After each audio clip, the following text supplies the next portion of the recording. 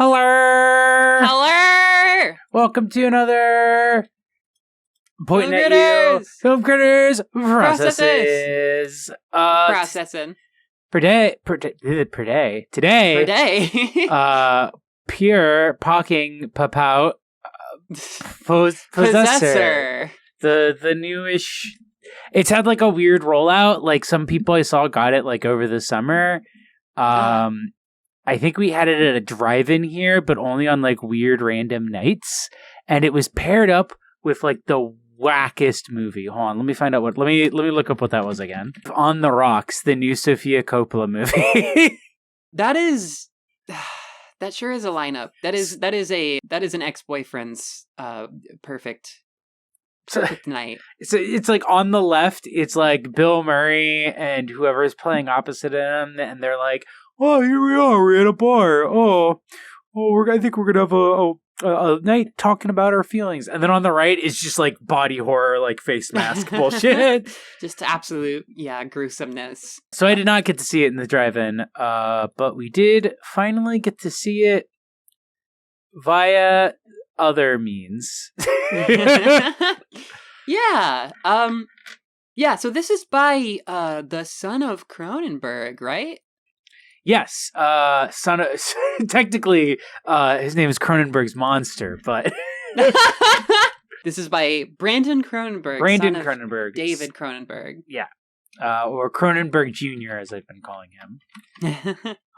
This is, I think, his second film. His first one is one that I haven't watched yet, but I'm interested in because the premise sounds really fucking stupid, and it's got real mixed leaning towards bad reviews. Ooh. So I think this is the movie that people are kind of pushing as like, here's his actual debut because more people actually like it. Yeah. It seems to be pretty well received. What did you think? What'd you think of the dang movie? I think I really liked it when I first saw it. I feel like with like every bit of passing time, I kind of lose like a little more interest in it.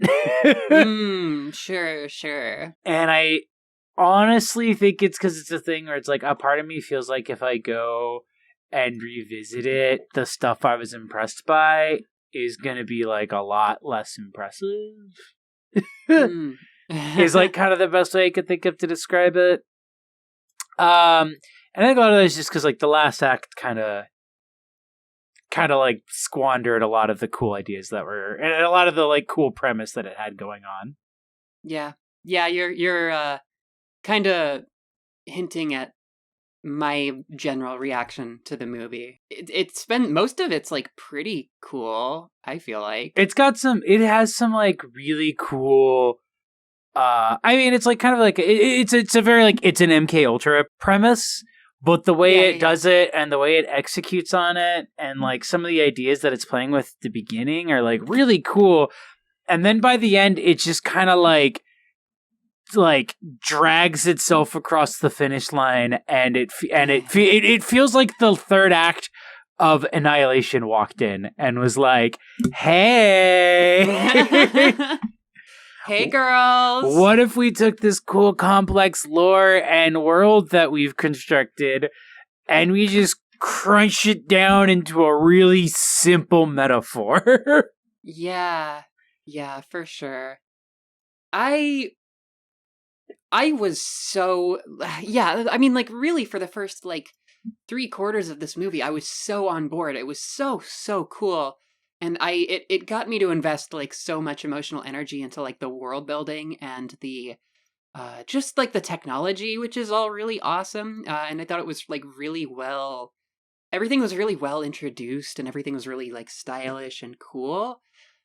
And then, kind of as it goes on, I mean, I wasn't even really opposed to when it kind of went more in the sort of abstract dimension, because there were a lot of scenes that were, I read them as kind of being like Tasya having kind of this weird crisis of being like overtaken almost completely by the character that she's trying to possess, where like he's wearing kind of this like weird mask of her face for a bunch of scenes of like her life.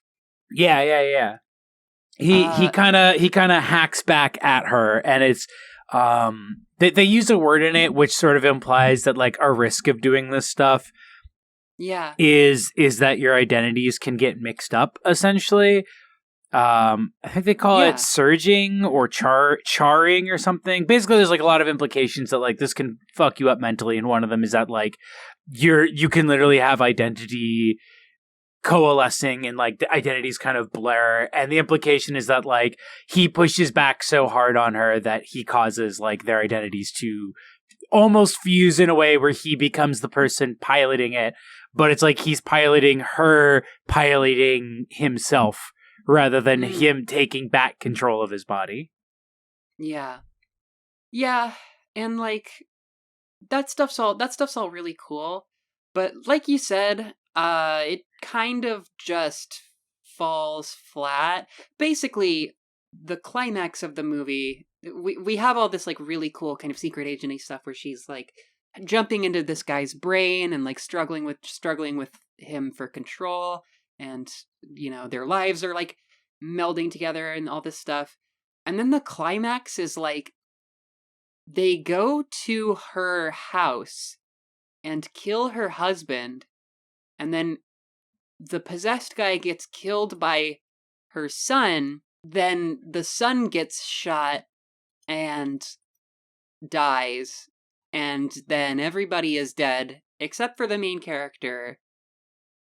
I kind of just thought that shit was just like really silly and gruesome for the sake of being like gruesome. Yeah, no, that's where it's like, because it's like this weird set of like twists in that moment where it's like she's the one in control as she's shooting her child, and she says you wanted this when the guy stabs the girl, or guy stabs her ex-husband, and so it's like, oh, she actually didn't want to do these things with her family. She actually hated them and like has changed. Bitches, man. But also the kid is being piloted by her coworker who set it up so that she could murder her child. And it's like, oh, well, now we have a narrative all set in place though to explain what happened so that we can just give ourselves plausible deniability that that's what we wanted, which like all could have been like, I'm explaining this in a way that like makes it sound like a kind of like cool premise, but it is just like laid out in the most like tonal, like breakneck like shift in the film.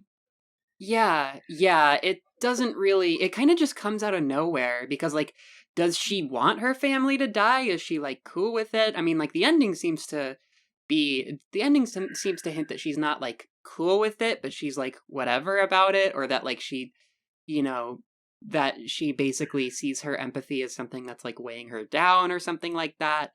But I don't really feel that that's very well established in like the rest of it. It's also like, so the empathy thing is there's a bit where like when she first comes out of it, she has to do her like one of her tests is basically she has to identify what objects are hers and what aren't that they're giving her and tell a story related to them. Yeah. And so when she first does it at the start of the film, she gets a butterfly and she talks about how she killed the butterfly and how she used to feel guilt about it and she still does. And then at the end of the film, I think she says either I used to feel guilty about it and then doesn't say she still does, or she just like doesn't say I used to feel guilty about it. And then her coworker is like, ah, good. And it's like, oh, you don't, you know, like you've learned to accept killing, but like she's an assassin. Like it's like that's her fucking like, oh, she didn't accept that her job was to kill people, a job which she is like at this point in the film known as like the best in the business. Like she has like a notorious like record as like the person who kills people, and it's like, oh, but you know, now that I've like killed these people though, it's like, all right, it's just a job. Yeah, the family is kind of set up in the early, like the very very beginning of the movie is like, they're your one thread, back to the real world or whatever. That's the one thing that's going to stop you from doing your job good. Which, to kind of acquiesce to that pressure, feels like it feels like there's a real lack of tension between her and like that as a concept. Like the whole movie, she's so hyper focused on like kind of doing her job okay and like not succumbing to this, lack of control that she has over her host, Yeah. that like by the end it's like, oh yeah, her family, oh yeah, she has a family. And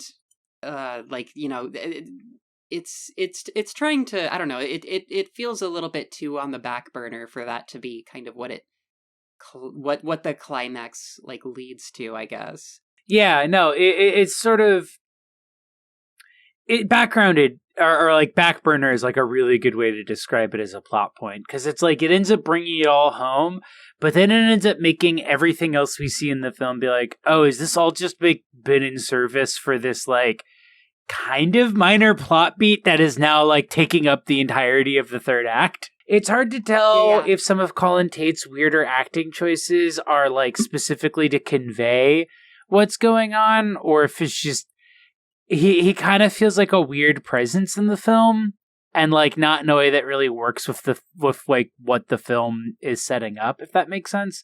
Like there's the whole thing that they set up with like, oh, the narrative is this, but then like she doesn't really set that narrative up like at all in the time that we're shown.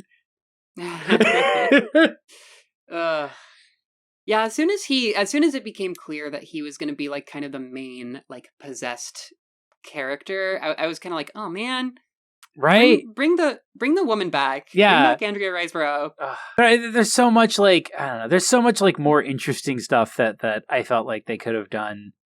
Because like that opening, like it's a great opening. Like the opening is really, really, really good. And I noted this on my letterbox.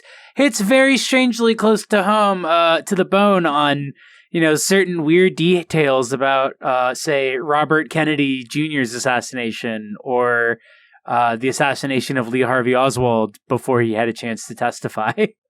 Oh, damn. Both of them being weird cases of like the assassin, like, basically claiming that they had like a weird encounter and then that they like don't remember actually doing the assassination. Oh, if you look up the stuff about Sirhan, there's like a lot of, he's the guy who assassinated Robert F. Kennedy. You'll like see like that's like a big thing that he has stuck to for years, is that like he did not remember. I think it's mentioned in Chaos, the book about the Charles Manson murders and all the weird connections. There's like a part where he kind of gives an overview of like MK Ultra stuff and Project Chaos stuff, and one of the things he talks about is like, yeah, Jack Ruby didn't really remember like why he initially just assassinated him and just kind of came up with it, and then went crazy after being interviewed by this other guy that I'm talking about. It's also really interesting and cool kind of how this compares to some like David Cronenberg works. I just recently saw a Videodrome actually for the first time. Thinking about the two together, or rather just kind of like comparing them in my mind, it's like really fun to kind of see how they exemplify the sort of like style of their time for sure, and how they kind of like have these like vague ties to like the political sort of landscape and larger kind of political underpinnings and things like that. Sorry, I was like, I very briefly was like pulling up to make sure I was trying to remember it correctly, and I found this other quote from Jack Ruby. I am doomed. I do not want to die, but I am not insane. I was framed to kill Oswald. Oh my god! And that's the guy who shot Lee Harvey Oswald on his way to his trial for the assassination of JFK. Just like a lot of weird little things that I'm like, I wonder, it seems like he's taking a lot of inspiration from actual pot cases that people have pointed to as like MK Ultra stuff. Damn. I'm not saying, MK Ultra is real, but I am saying that people who say that MK Ultra is real would say it looks a little something like this. It looks a little something like a this. Yeah, I don't know. I don't think there's. I think that, like, honestly, conspiracy stuff is like a pretty decent place to get like a sort of framework of like artistic inspiration. I weirdly feel like. Oh no, absolutely, because it's like at the very least, conspiracies are like you said, if the Videodrome thing, it's like they're drawing on like what is in the air, like what is in the water, what is in the culture, like and so like they're a great way to like build a narrative like this, because it's like, even if you're just drawing on them as like a concept, it's like, okay, but like those concepts exist out there and people have access to them and understand them because they exist as conspiracy theories, or conspiracy theories are like a reflection of those concepts being in like the sort of public consciousness. The twist of like her boss controlling her son is like so unnecessary. Because like, was her how long has her boss been controlling her son, I guess is the implication. Because like, with the way it works, you assume that she can't be have been controlling him like this entire time. So it means that they started controlling him recently to essentially set this up. But then it's like, how did they get all of that like set up in place to like get the kid possessored by the boss so that she could then possess her his death? It just added like a weird. It just added a weird wrinkle to the plot that I don't think needed to be there. Like, I don't think that there's any reason that the son had to be being piloted by someone else in order for this to pay off. Other than, I guess, to give this sense of like, oh, this was an inescapable narrative that had been set up. But that doesn't really fit in with what else happened in the film either. Yeah. I mean, I think you really gotta earn shooting a kid. You know what I mean? Yeah, like, yeah, no, that's true. And that kid gets fucking like, blasted like that. Yeah, he gets like shot. Which, you know, man, I'm not to be like super sensitive or whatever, but like, come on. I did like the sort of like ongoing thing of like Tasia's like big thing that problem she has with getting out is like she can't like get the subjects to like commit suicide, that like that's like a thing that she has. And I guess maybe that's sort of what the implication of that ending scene is supposed to be with her losing empathy, is that now she can make her subjects commit suicide. Yeah. But again, it that feels weird when it's like her whole job is basically killing innocent people. Like, she didn't have any problem, like, blasting that dude's girlfriend, who was, like, completely innocent. She's having much less of an issue at the beginning of the movie with that part of the process than later, which, I mean, kind of throws off the lead, kind of makes it feel, kind of feels, like, red herring-y. I don't know, like, It's a really strong like thematic thing that I don't think the ending is like as sort of thematic and like metaphorical as like, you know, as that stuff kind of sets it up to be. Yeah, no, exactly. I it feels like if like Christopher Nolan movies must like if that right, like that's like the only way is like this kind of feels like what Christopher Nolan movies like think they are, but it still feels like stuck in the container of like a Christopher Nolan film where it's like certain things are like overthought, but then it's like, oh, but then you don't kind of really like, you build this huge Lego set and then you don't do anything with it. Yeah, it kind of it's missing like a human element. Like it gets a little bit lost in the sort of mechanics and the sort of you know, like espionage and that stuff is interesting up to a certain point. But I think at a certain point it has to like melt away in favor of like the character drama. The part when Colin comes in and like crushes her head and it turns into a balloon mask was very funny though. I thought that was like it being a very obvious like match shot like clip is like very funny to me. Yeah, that was pretty good. I mean, like the whole like mask thing could have very easily been really really goofy. But I mean, like I understood what it was like doing and what it was going for definitely. So I think it worked. But I also, man, I'm jealous of whoever got to take that prop home. Oh yeah. Whoever gets That's to a run very around their funny house. Whoever gets to run around their house with the fucking Andrea Riseborough mask. It's just like a really shitty, like loose one too. I think that was like, I will say I did actually laugh when that got revealed, but only because like looking at the cover for so long, I thought that it was like her pulling at her face because her face was like melting, and that like her like eyes had turned into mouths. Like I assumed it was going to be like a weird body horror thing where like the effects of the MK Ultra thing like were causing like her body to like fuck up and freak out in weird ways. And so then when it's revealed that this like shot that's on all the posters and is super creepy and iconic is just a dude putting on a really shitty mask, very funny. Yeah. It's a good like body horror shot though. It's just like this idea of like putting on this person's mask and like literally becoming them to an extent. Right. Yeah. Absolutely. Yeah, and I do appreciate that it's kind of this sort of duel of who gets control and like that kind of shit. Very really disappointing. Kind of for me like one of the most disappointing types of movies. You know, which is the one that gets me really really into it and then just kind of drops it at the end. That's actually kind of why I didn't really like The Blackcoat's Daughter.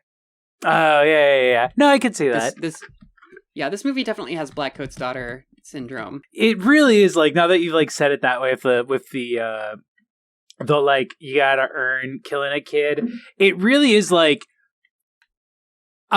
killing a child in a film and killing like your main character's child should not feel underwhelming. Yeah. It should feel significant. It should be like a real like punch in the gut, like, oh my god, I can't believe the movie went there. Oh my god, that's so horrifying. And not just like having like almost the same tonal register as like that scene in Postal, the movie, when like they're just shooting a bunch of kids. Oh god. Where it's just like, are you offended? Did I oh, you thought we were gonna go there, then we did. Oh, you're so triggered. Remember that shot where she stabbed the guy in the throat? We're showing it to you again, but this time a kid gets fucking killed. Let's see that kid kill cam. Run that back. Uh-oh, looks like Billy's not going to school tomorrow. Jesus fucking Christ. It feels like that, though. It feels so unearned. Ugh. I was, like, not super about the, like, whoa, things are getting crazy visuals. It definitely it is. That stuff is going to be looked back at as really being of its time. I feel yeah, that is definitely going to be the thing that ages the worst in this film. Just the sort of like overlay effects and like all the different like fluttering and flickering, having like a hall of mirrors of like your characters screaming and like moving like they're in like a Tool music video. Yeah, the Tool music video effect, for sure. Yeah, I would have rather.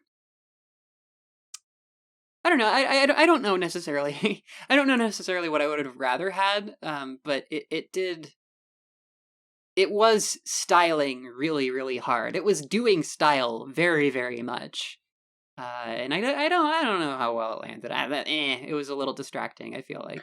I totally forgot about the scene. I did love the presentation of like the company that they're trying to take over being a data company that literally is just like a sweatshop of guys sitting at a computer spying on like random people through their web cameras or their phones in order to identify like curtains.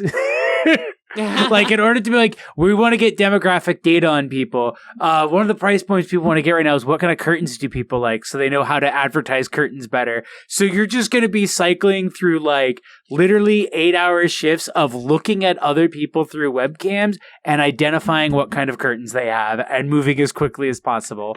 That was like, this is dystopian M-Turk jobs.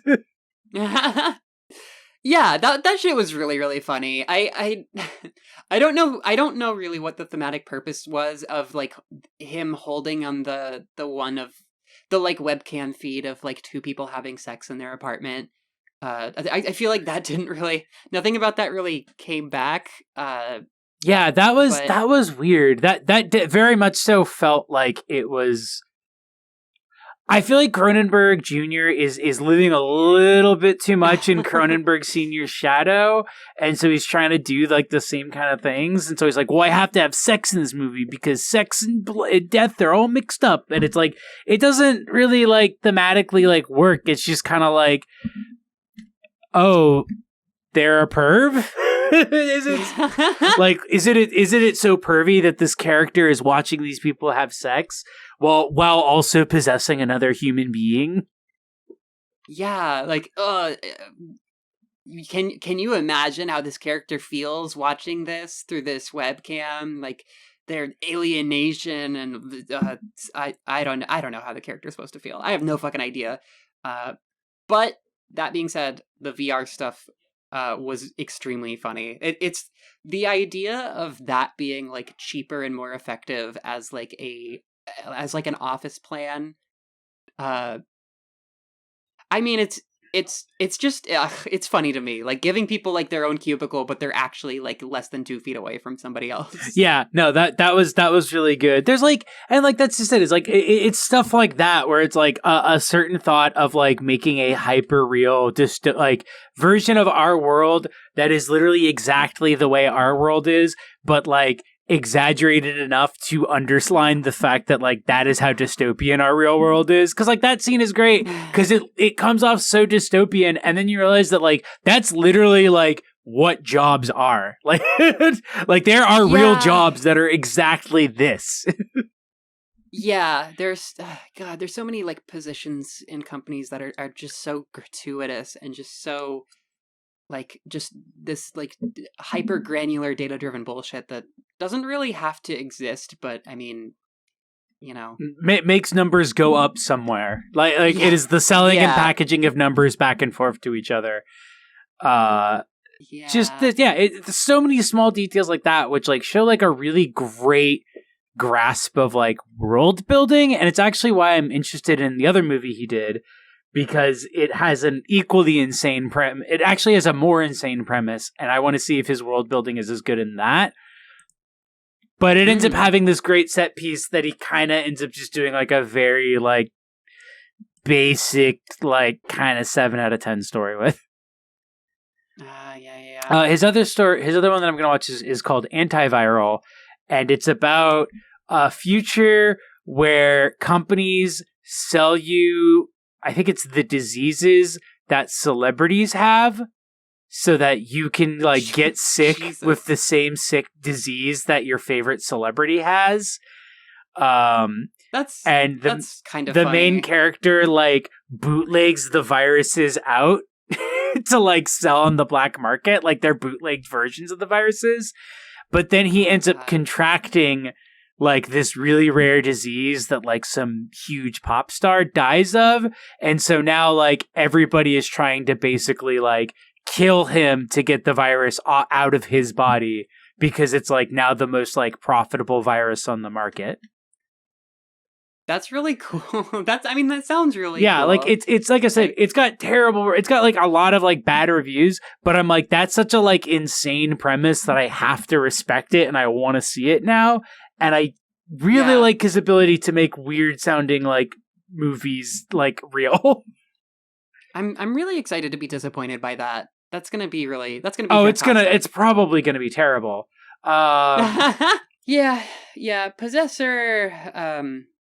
It did not possess me. It did not possess my favor toward it. Walk, possess, don't run to your local to your local Cineplex and check it out. Jesus fucking Christ. Yeah. What would you rather have spent your streaming ticket price on? Well, I'm looking at these AJJ pins I bought for like the band, and one of them is like a Steel Reserve can, but it says AJJ Reserve on it instead of Steel Reserve. And like maybe another set of those in case I lose one of these. Yeah, for sure. What would you have rather spent your streaming price on?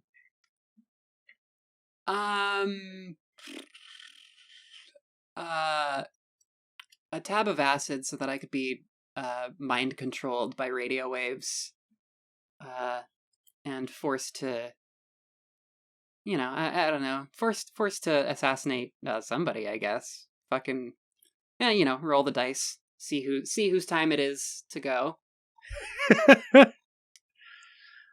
What would you not rather have spent your money on? I actually would not have rather spent my money getting MK Ultra.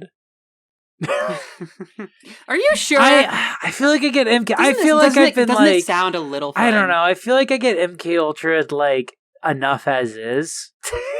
Okay, that's fair. Yeah, I get Manchurian Candidate plenty for my taste. Right, like sometimes you want to be the driver, the psychic driver, and not the psychic driven. Yeah, for sure. What are you glad you didn't spend your money on? I guess like a mask of Andrea Riseborough's face, or specifically that mask, like the Spirit Halloween store deal. Oh man, if this movie came out early enough, they could have had like Spirit Halloween masks, but like it's the thing where like they can't say it, so it says like the possessing on it. The possessed girl possessing girl possessor possessor girl possessing woman. If you are looking for a bit more of a deep dive, our patrons have voted for us to watch Donnie Darko for the month of December as our time travel themed episode of the Patron exclusive Film Critters Throws It Back for $5, not Patron. Damn, they really did hit us with that Donnie Darko, didn't they? And they're all bastards. No, I mean, like, we did it to ourselves. We put it on there knowing full well that it would be it would be Donald Darko. Donald Darkman. So that's gonna be really fun and cool. I'm excited for that episode, even if I don't, even if I'm not excited to watch that movie again. And we've got more episodes coming soon. We're working on the writing process of the new full Film Critters episode. Yeah, keep an ear out and an eye out for that. I've teased like a few things here and there in the Discord, which, by the way, join our Discord. Join the Discord! Link in the description, obviously. Yeah, there'll be a link down below. We got a lot of stuff. If you're a patron, you also get an exclusive, like 2 exclusive channels, depending on what tier you get, but at least 1 exclusive channel where we'll be more forthcoming and being like, hey, here's the next episodes we're going to do if you guys want to check out the movie beforehand. Yeah. We actually did a poll to see whether people wanted us to watch Happiest Season or Hillbilly Elegy. And you'll never guess which one won. And sometimes you can vote on things that won't upset us. Every now and then, eventually. But yeah, that's pretty much it. Thank you so much for joining us on this ride, checking out Possessor'd. My name is Barroo. What if it was called Possess? People are always saying Possessor, but not enough possess him. I'm Jae Bearhat. Shut the fuck up. All right, thanks for joining us. Bye. Bye.